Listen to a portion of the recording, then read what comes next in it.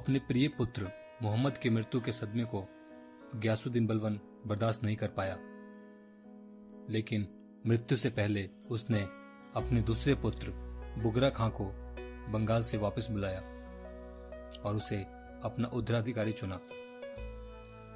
लेकिन भोग विलास में डूबा बुगरा खां बंगाल के आराम पसंद जिंदगी को अधिक पसंद किया और चुपचाप बंगाल वापस चला गया था।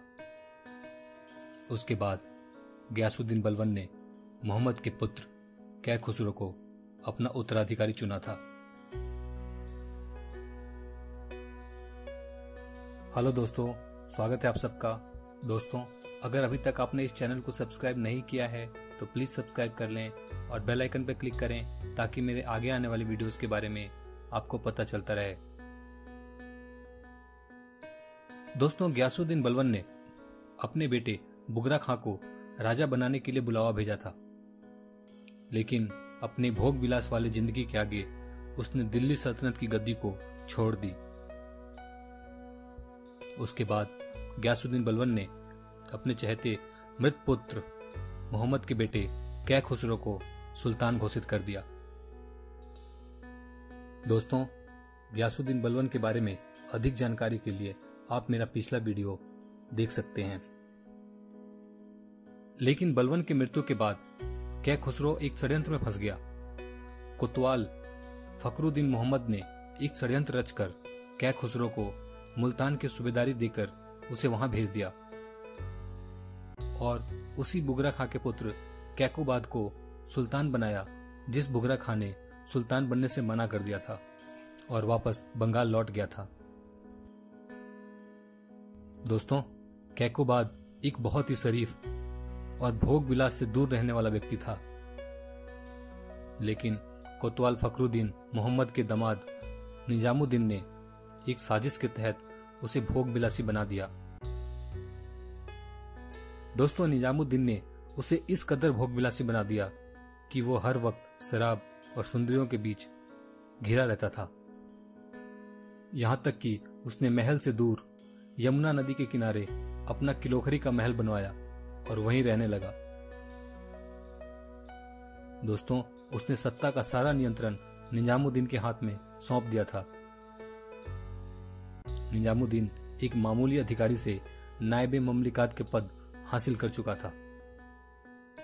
दोस्तों, लेकिन जब यह बात बंगाल में कैकोबाद के पिता बुगरा खां को पता चली कि उसका पुत्र शासन छोड़कर भोग विलास में डूब गया है, तो उससे मिलने के लिए वह सेना के साथ दिल्ली की ओर निकल पड़ा।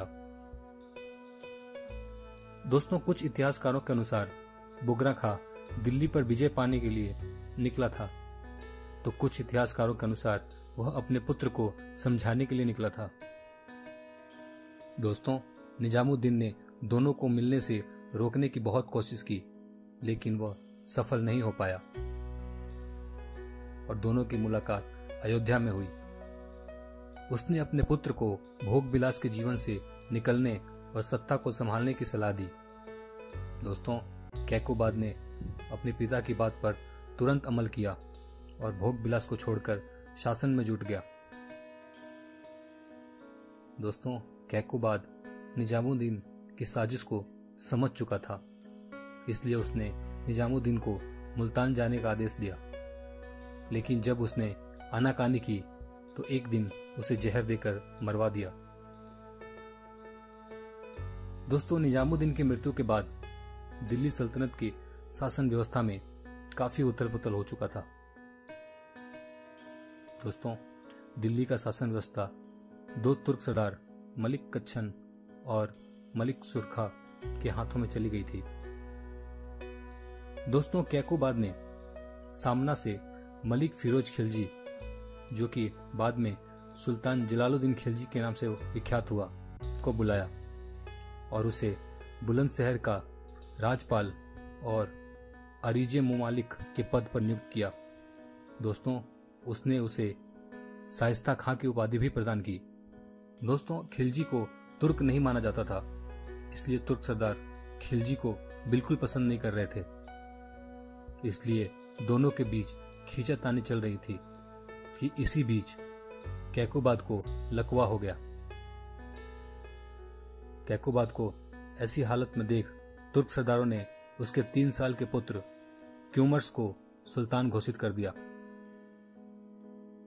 दोस्तों, मलिक कच्छन और सुरखा ने शासन में तुर्क सरदारों की श्रेष्ठता बनाए रखने के लिए सभी गैर तुर्क सरदारों को मारने की योजना बनाई।